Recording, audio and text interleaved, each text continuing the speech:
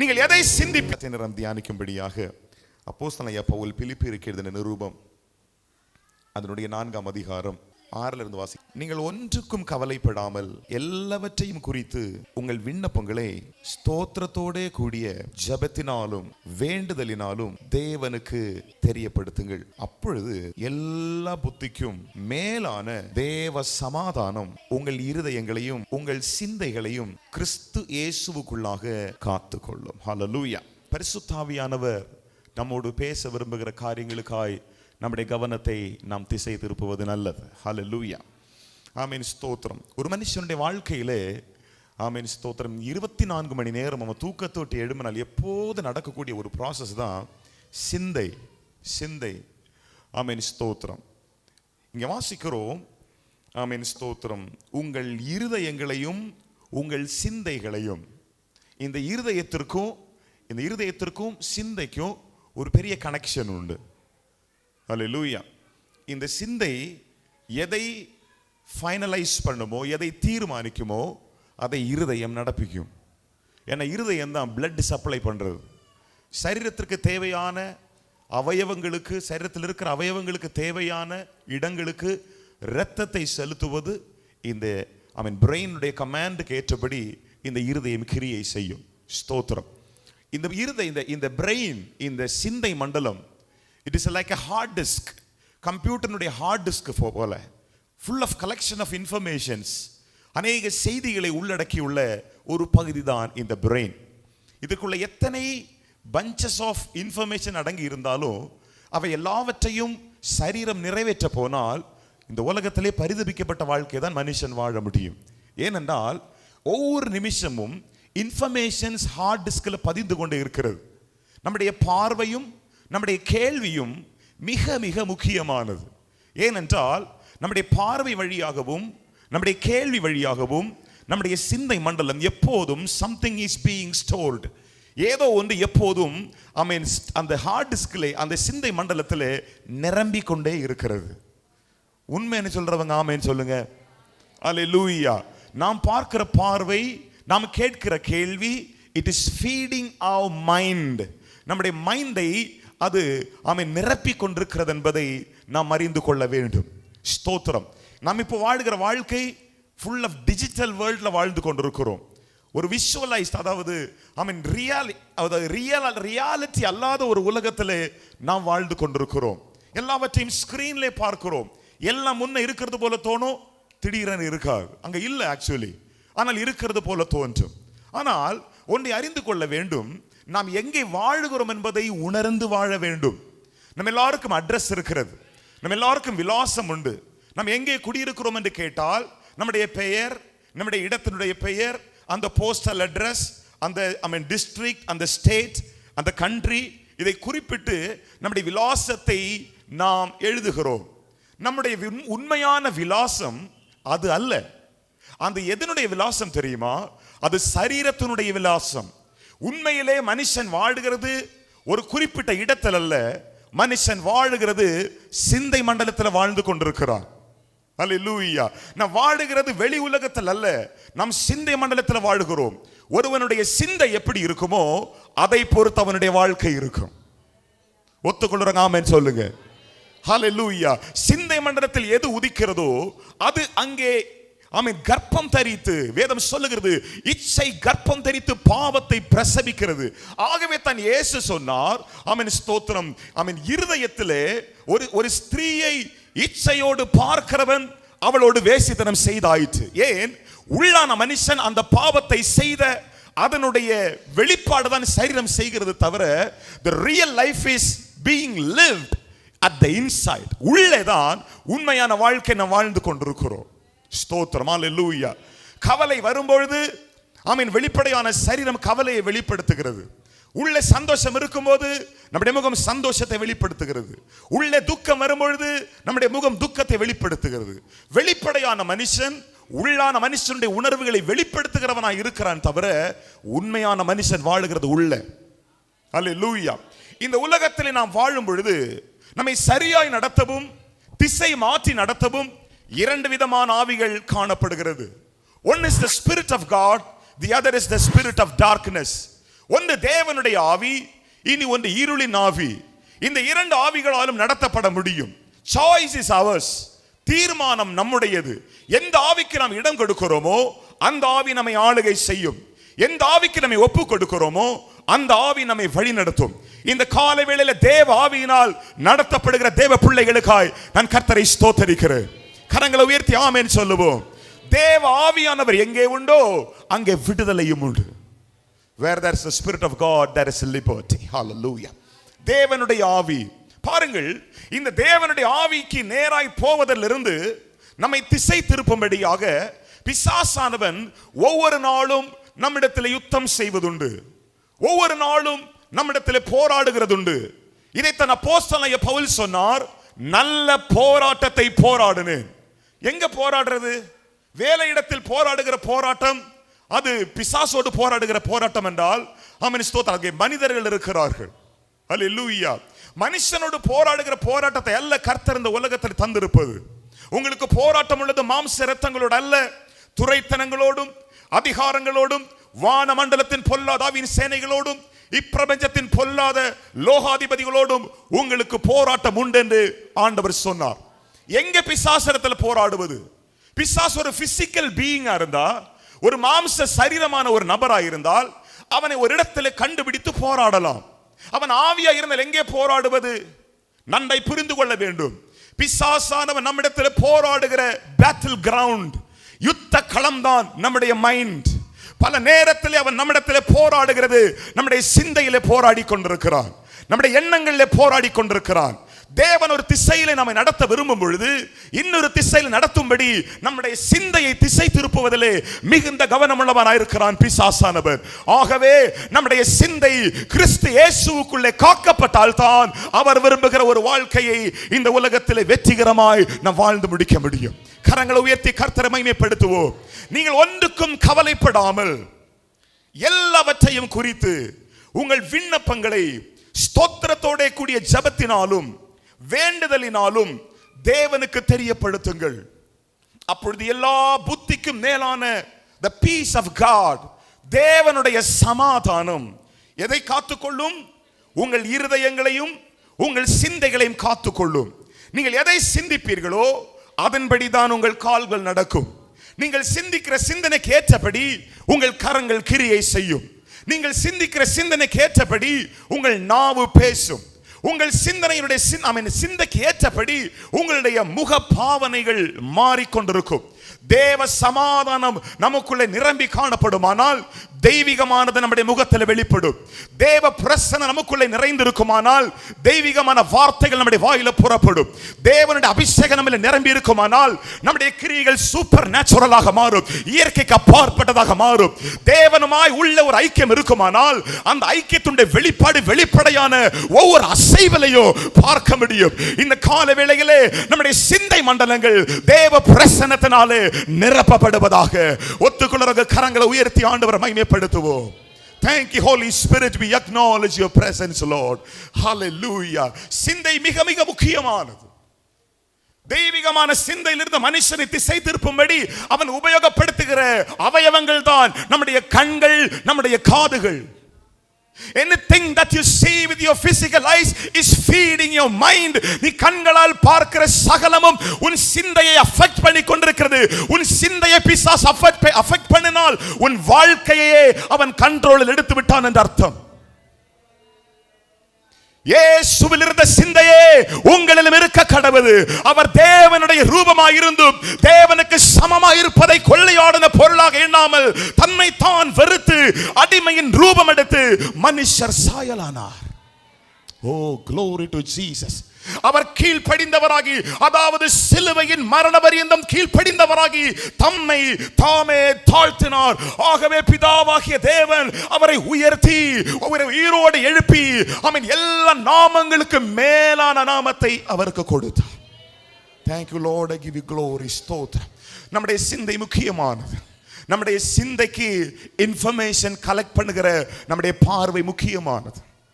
நீங்கள் ஒருவேளை பாவமான காரியங்களை உங்கள் மொபைல் போனிலோ உங்கள் டெலிவிஷன்ல டிவியிலோ நீங்கள் பார்க்காமல் இருக்கலாம்.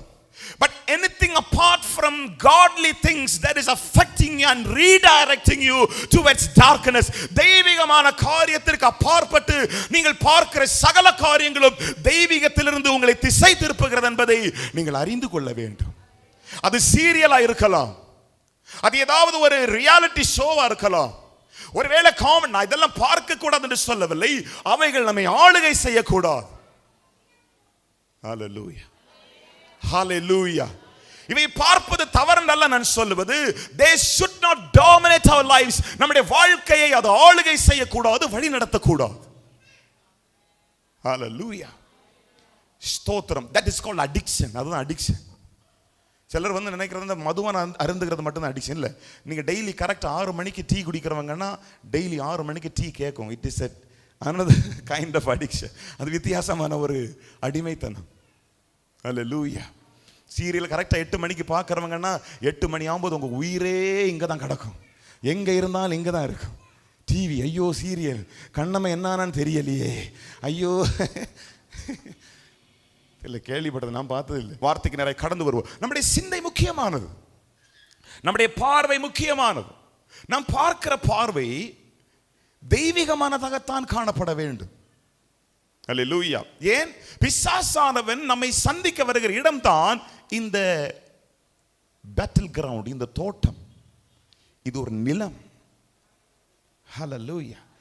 மத்தேயு எழுதின சுவிசேஷம் 13ஆம் அதிகாரம் இயேசு சொல்லுகிற ஒரு உவமையை குறித்து பார்க்கிறோம்.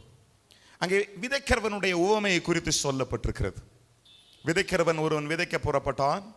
அவன் விதைக்கையில் சில விதை வழியருகே விழுந்தது, சில விதை கற்பாறை மேல் விழுந்தது, சில விதை முட்கள் நிறைந்த இடத்தில் விழுந்தது, சில விதை நல்ல நிலத்தில் விழுந்தது. ஸ்தோத்திரம். இந்த சம்பவம் நமக்கு தெரியும். நிலம் வந்து மிக முக்கியமானது. இந்த நிலத்தில் எது போட்டாலும் வளரும். அதே அதிகாரத்தில் நம்ம வாசிக்கிறோம், 13ஆம் அதிகாரத்தினுடைய 25வது வசனத்தை வாசிக்கிறோம். மனுஷர் நித்திரை பண்ணுகையில் அவனுடைய சத்துரு வந்து கோதுமைக்குள் என்ன விதைக்கிறான்? களைகளை விதைத்து விட்டு போனான். என்ன நடந்தது? பயிரானது வளர்ந்து கதிர் விட்ட போது களைகளும் வளர்ந்திருந்தது. அல்லேலூயா. ஏன்? நீங்க டிவியில பார்க்கிறது உங்களுக்குள்ள ஃபீட் ஆகும், நீங்க வேதத்தில் வாசிக்கிறது உள்ள ஃபீட் ஆகும். என்ன ஆகும்னா, இந்த முட்களுக்கு இடையே விதைத்த விதையை போல இந்த முள் அதை நெருக்கும். இந்த வேர்ல்ட்லி திங்ஸ், உலக பிரகாரமான காரியங்கள் தெய்வீகமானதை நம்முடைய சிந்தையிலிருந்து கிக் அவுட் பண்ணும்.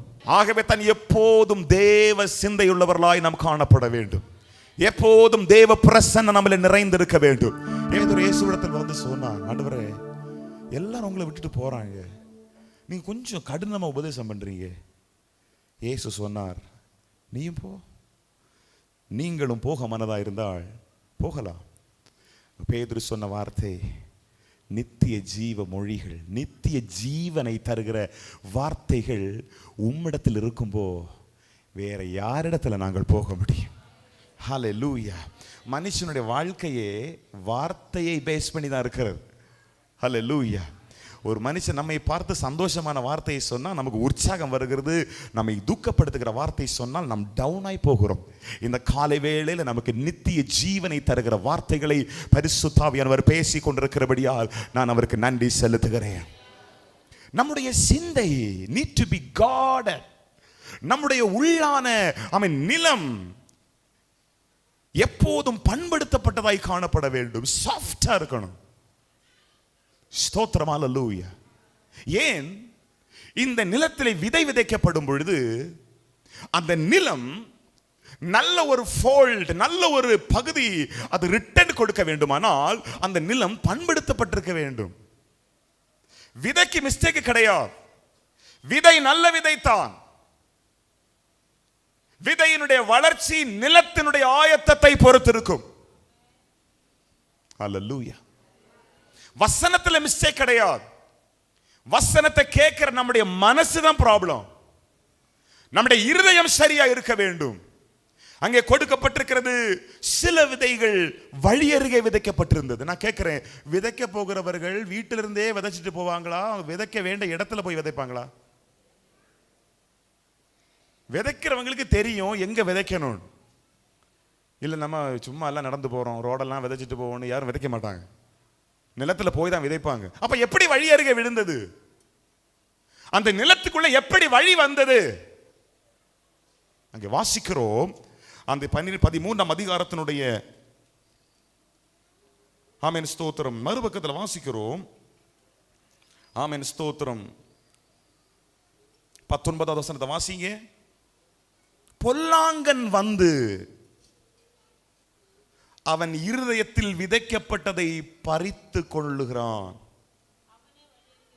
அல்லேலூயா. நம்முடைய இருதயத்திற்குள்ளே விதை விதைக்கப்படும் பொழுது அதன் 100 மேனி பலனை கொடுக்க வேண்டுமானால் ஃபர்ஸ்ட் ஆஃப் ஆல் இருதயமாகிய நிலம் பண்படுத்தப்பட்டிருக்க வேண்டும். உழுது பக்குவப்படுத்தப்பட்டிருக்கணும்.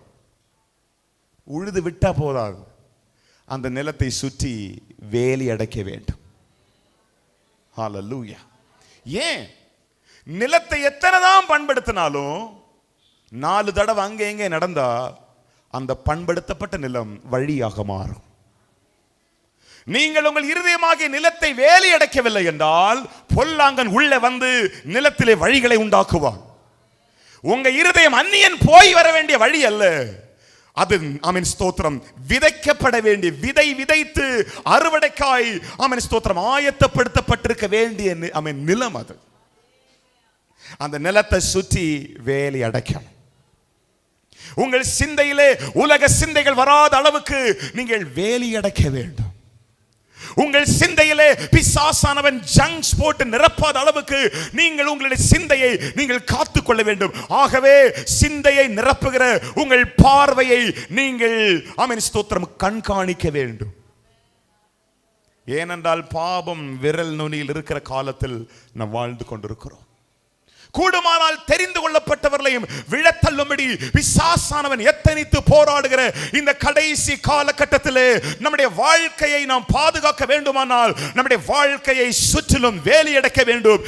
யோபுவையும் அவன் வீட்டையும் அவனுக்குண்டான எல்லாவற்றையும் கர்த்தர் வேலி அடைத்திருந்தது போல கர்த்தர் ஒரு வேலியை நம்முடைய இருதயத்தை சுற்றி கட்டுவதற்கு நாம் இடம் கொடுப்போமானால் அந்த வேலிக்குள்ளே புகுந்து எந்த கிரியையையும் ஒரு பொல்லாங்கனும் ஒரு நாள் நடப்பிக்க முடியாது. ஸ்தோத்திரம். ஆனா வேலி அடைக்க விட மாட்டோமே. நான் வேலி அடைக்க விட மாட்டோம். வேலி அடைக்க விட்டோம்னா சில உறவுகள் துண்டிக்கப்படும், சில கனெக்ஷன்ஸ் டிஸ்கனெக்ட் ஆகும், சில ஐக்கியங்கள் மாறி போகும். ஏனென்றால் வேலி அடைக்கப்பட்டது. It is isolated, it is prepared and it is set apart. அது வேறு பிரிக்கப்பட்டு விட்டது. வேலி அடைக்கப்பட்ட நிலம் அது வேறு பிரிக்கப்பட்ட நிலம். கர்த்தர் இருதயத்தை வேலி அடைத்தால் கர்த்தர் உன்னை ஸ்பெசிபிக் பர்பஸுக்காக உன்னை தெரிந்தெடுத்திருக்கிறார் என்ற அர்த்தம். சில நிலங்களை பார்க்கும்போது அங்கே கற்பாறை, அந்த கற்பாறை வெளியே பார்த்த மண்ணு, கீழே கற்பாறை. விதை விதைத்த உடனே என்ன நடந்ததான்? சில விதை ஆமென் ஸ்தோத்திரம் 5வது வசனத்தை வாசிங்க. சில விதை அதிக மண் இல்லாத கற்பாறை இடங்களில் விழுந்த. மண் இருக்குது, ஆனா அதிக மண் இல்ல. ஸ்தோத்திரம். நல்ல விசுவாசிகள் தான், ஆனா கொஞ்சம் டீப்பா போனா தெரியும். மாம்சம் ரொம்ப ஸ்ட்ராங்கா இருக்கும். நல்ல ஆராதனை தான், நல்ல ஜெபம் தான், பெந்தேகோஸ்தேக்காரங்க தான். Deep down at the inside உள்ள பார்த்தா சிலது கட்டியா இருக்கும். ஸ்தோத்திரம். வசனம் விழுந்த உடனே உட்கொள்ளுவார்கள், ஜெபிப்பார்கள், கண்ணீர் வடிப்பார்கள், ஒப்பு கொடுப்பார்கள். வெளியே போகும்போ பழைய சுபாவம் வந்துடும். உள்ள இருக்கிற கல்லு மறுபடி வெளிப்பட ஆரம்பிக்கும். இந்த வசனம் வேரூன்றுவதற்கு முயற்சி செய்யும். இந்த விதை வேரூன்றுவதற்கு அது ட்ரை பண்ணும் பொழுது உள்ள இருக்கிற பாறை தடுக்கும். குறிப்பிட்ட சில வாழ்க்கை முறைகள் வசனத்தை செயல்பட விடாது. குறிப்பிட்ட சில பழக்க வழக்கங்கள், வாழ்க்கையின் சில ரகசிய காரியங்கள் இந்த வசனம் வேறுண்ட விடாதபடிக்கு அந்த வேரை தடை செய்கிறதுனால இந்த செடி, இந்த வேரிலிருந்து புறப்பட்ட இந்த முளை அப்படியே வாடி காய்ந்து மண்ணாய் போய்விடும். இந்த காலவேளை நீங்கள் எப்படிப்பட்ட நிலம் என்பதை நீங்கள் சுய பரிசோதனை செய்ய வேண்டும். இன்னொரு நிலத்தை பற்றி பார்க்கிறோம். அந்த நிலத்திலே முட்கள் வளருகிறது, விதையும் வளருகிறது, முள்ளும் வளர்கிறது. வசனத்தை ஆவிக்குரிய ஆலயத்தில் வரும்போது ஆவிக்குரிய ஆராதனை, உலகத்தை காணும்போது உலக வாழ்க்கை, தேவனை காணும்போது தெய்வீக காரியங்கள், மனுஷனை காணும்போது மானுஷிக ஸ்தோத்திரம் வாழ்க்கை முறை.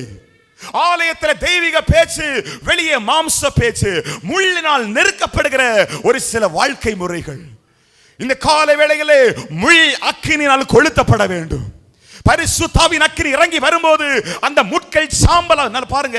நல்ல புத்தி உள்ள விவசாயிகள் அந்த நிலத்தில் இருக்கிற எல்லா களைகளையும் தீ போட்டு கொளுத்துவாங்க. கொளுத்தி அந்த இடத்தை சாம்பலாக்கி அந்த நிலத்தை பண்படுத்தி தான் அந்த விதை அங்க விதைப்பாங்க. ஹல்லேலூயா. இந்த காலையில முள்ளோட சேர்த்து அவனுடைய வார்த்தையை எடுக்காத தெய்வ பிள்ளையே, முள்ள சுட்டெரித்து விட்டு அதை முற்றிலுமாய் நிர்மூலமாக்கி விதைக்கு மாத்திரை ஒப்பு கொடுப்பாயானால் அந்த விதை உனக்குள்ளே வேரூன்றி வளர்ந்து நீ எதிர்பாராத கனியை உன்னுடைய வாழ்க்கையில புறப்படுவிக்கும். ஆவியின் கனியாகிய 9 குணாதிசயங்களையும் அந்த ஸ்தோத்திரம் விதையிலிருந்து புறப்படுகிற கனிகள் தேவனுடைய நாம மகிமைக்காய் உன்னிலிருந்து அதை வெளிப்படுத்தும். ஒத்துக்கொள்ளுற கரங்களை உயர்த்தி ஆண்டு மகிமைப்படுத்து. Thank you Lord, I give you glory. ஸ்தோத்திரம். ஹல்லேலூயா. கற்பாறை இருந்தால் அந்த கற்பாறை உடைக்கப்பட வேண்டும். முட்கள் இருந்தால் அவை சுட்டரிக்கப்பட வேண்டும். வழியா இருந்தால் அவை வேலி கட்டப்பட வேண்டும்.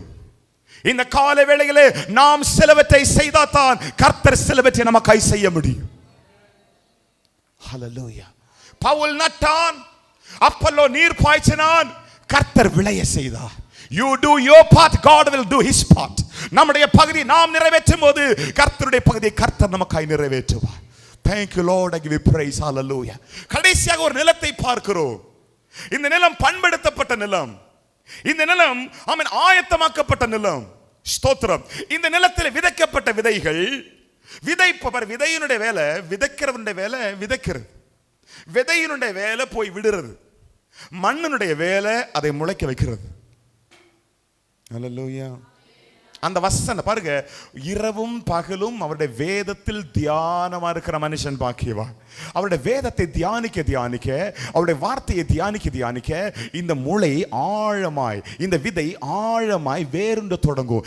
எவ்வளவு ஆழமா வேறு போகுதோ அவ்வளவு உறுதியா மேல நிற்கும். ஒரு மரம் மேல ஸ்ட்ராங்கா நிக்குதுன்னா அர்த்தம் அதற்கு ஏற்ற விதத்திலே வேர் ஆழமாய் போயிருக்கிறது என்று அர்த்தம். நீங்கள் கர்த்தருக்குள்ளே ஆழமா வேர் ஒன்றுனாதான் எந்த சோதனையிலும் நீங்க தனியா நிற்க முடியும். பாருங்கள், ரப்பர் மரம் எல்லாம் கூட்டமா தான் நிற்கும். பயங்கர ஹைட்லையும் போகும், பயங்கர ஸ்ட்ராங் மாதிரி இருக்கும். காற்றடிச்சு ஒரு மரம் விழுந்த உடனே வரிசையா விழும். அது விழுந்த பிறகு அந்த மூட்டை பாருங்க இவ்வளவுதான் இருக்கும். கூடி போன 4 அடி 5 அடி நீளம் தான் இருக்கும் வேறு ஆழம். ஆனால் பயங்கர உயரத்திற்கு போயிருக்கும். ஆனால் பனைமரம் அப்படி கிடையாது. ஹல்லேலூயா. அது பயங்கர உயரத்தில் போகும். அது தன்னந்தனியாக தான் நிற்கும். எவ்வளோ காற்று வீசினாலும் லைட்டை சாஞ்சாலும் மறுபடியும் பழைய இடத்துல நிற்கும். சில சோதனைகள் வந்தாலும், சில வேதனைகள் வந்தாலும், சில பாடுகள் வந்தாலும், சில நிந்தைகள் அவமானங்கள் வந்தாலும், சற்று சோர்ந்தது போல தோன்றினாலும், நீதிமான் 7 முறை விழுந்தாலும் அவன் எழும்பி நிற்பான். கரங்களை ரபாலபா. அதைத்தான் வேதம் சொல்லுகிறது, நீதிமான் பனையை போல செழித்து லீபனோனின் கேதுரு மரத்தை போல அவன் ஓங்கி வளருவான். அவன் வளர்ச்சி தடுக்க முடியாது, அவன் ஓங்கி வளருவான். ஸ்தோத்திரம். ஹல்லேலூயா. ஏன் ரப்பர் மரம் காட்டில் விழுது தெரியுமா? இந்த மரம் அடுத்த மரத்தை நம்பி நிற்கிற மரம். ஸ்தோத்திரம். ஆனால் பனைமரம் அப்படி இல்லை, தனியாக தான் நிற்கும். சிறு பிராயத்திலேயே காற்றடிப்பட்டு அவன் பலவிதமான கிளைமேட்டை ஃபேஸ் பண்ணி அது வளர்ந்து வந்ததுனால எத்தனை பெரிய மாற்றம் அதை சுற்றி நடந்தாலும் அதை ஒன்றும் பாதிக்க முடியாது. கரங்களை உயர்த்தி கர்த்தரை மகிமைப்படுத்தும். நல்ல நிலத்தில் விதைக்கப்படுகிற விதைகள் வேர் கீழே ஊன்றி மேலே கனி கொடுக்கும். நன்றை புரிந்து கொள்ள வேண்டும். ஆமென். ஸ்தோத்திரம்.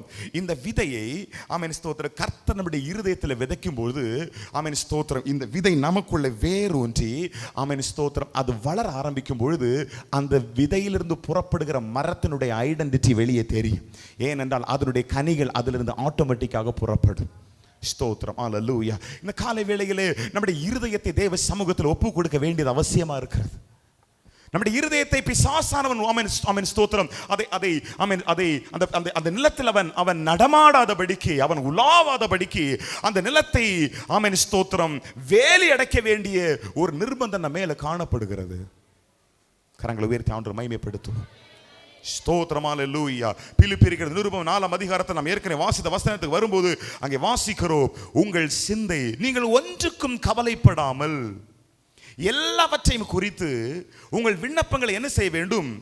ஸ்தோத்திரத்தோட கூடிய ஜெபத்தினாலும் வேண்டுதலினாலும் யாருக்கு தெரியப்படுத்த வேண்டும்? உங்க வாழ்க்கையில பிரச்சனை வரும்போது, போராட்டங்கள் வரும்போது நீங்கள் நோக்கி பார்க்க வேண்டிய ஒரு இடம் தேவனுடைய சமூகம். தேவனை நோக்கி பார்க்கணும். ஏனென்றால் ஆமென் ஸ்தோத்திரம், வானத்தையும் பூமியையும் உண்டாக்கின கர்த்தரிடத்திலிருந்து எனக்கு ஒத்தாசை வரும். ஸ்தோத்திரம், அல்லேலூயா. ஆமென். உங்கள் ஸ்தோத்திரத்தோடு கூடி உள்ள ஜெபத்தினாலே யாருக்கு தெரியப்படுத்த வேண்டும்? தேவனுக்கு தெரியப்படுத்த வேண்டும். தேவனுக்கு தெரியுமா தெரியாதா? தெரியும். அப்ப எதுக்கு நம்ம தெரியப்படுத்துகிறோம்? நாம் தேவனமாய் ஒரு அக்சஸுக்காக, தேவனமாய் ஒரு ஐக்கியத்திற்காக, தேவனுடைய கிரியை நாம் ஜெபத்தின் மூலமாய் நாம் தொடர்பு கொண்டு அதை பெற்றுக் கொள்கிறோம். நம் தேவனுக்கு தெரியப்படுத்தும் பொழுது ஆமென் ஸ்தோத்திரம், எல்லா புத்திக்கும் மேலான, ஸ்தோத்திரம், அல்லேலூயா, எல்லா புத்திக்கு மேலான தேவனுடைய சமாதானம் உள்ள இருக்கும். நீங்க கோபப்பட வேண்டிய நேரத்தில் நீங்க சிரிச்சிட்டு இருப்பீங்க. நீங்க கண்ணீர் வடிக்க வேண்டிய நேரத்தில் நீங்க சந்தோஷமா இருப்பீர்கள். நீங்கள் ஆமென் பின்வாங்க வேண்டிய நேரத்தில் நீங்கள் முன்னேறி நிற்பீர்கள். ஏன்? தேவ சமாதானம் உங்களை நிரப்பிக்கொண்டே இருக்கும். கரங்களை உயர்த்தி கர்த்தரை மகிமைப்படுத்துவோம். சத்தமாண்டவரை மகிமைப்படுத்துவோம். ஹalleluya, ஹalleluya. இந்த காலை வேளை சிந்தையை தேவனுடைய கரத்தில் ஒப்பு கொடுங்க. பல நேரத்தில் பிசாசானவர் இந்த சிந்தையில ஆமென் ஸ்தோத்திரம் போராடி நம்மை ஆக்கிரமித்து நம்மை அழிக்க அவன் திட்டமிடும் பொழுது இந்த இருதயத்தை சுற்றிலும் இந்த சிந்தை மண்டலம் முழுவதும் வேலி அடைக்கப்பட்டிருக்குமானால் கர்த்தருடைய வார்த்தை அந்த இடத்துல இருக்கிற எல்லா களைகளையும் ஆமென் ஸ்தோத்திரம் முற்றிலுமாய் நிர்மூலமாக்கும். நம்முடைய சிந்தை மண்டலத்திலே சத்துருவானவனுடைய விதை விழாத அளவிற்கு நாம் நம்முடைய பார்வையை காத்துக்கொள்ள வேண்டும். நாம் கேட்கிற காரியங்களை காத்துக்கொள்ள வேண்டும். தெய்வீகமான பாடல்களை கேட்க, தெய்வீகமான வார்த்தைகளை கேட்க, தெய்வீகமான காட்சிகளை காண, தெய்வீகமான காரியங்களை உள்ள ஸ்டோர் பண்ணுவதில் நாம் மிகுந்த கவனமுள்ளவர்களாய் காணப்படுவோமானால் இந்த தெய்வீகமான காரியங்கள் நமக்குள்ளே புகுந்து போய் நம்முடைய வாழ்க்கையை பாசிட்டிவாக மாற்றி, தெய்வீகமானதாய் மாற்றி, சந்தோஷமுள்ள வாழ்க்கையை மாற்றும்.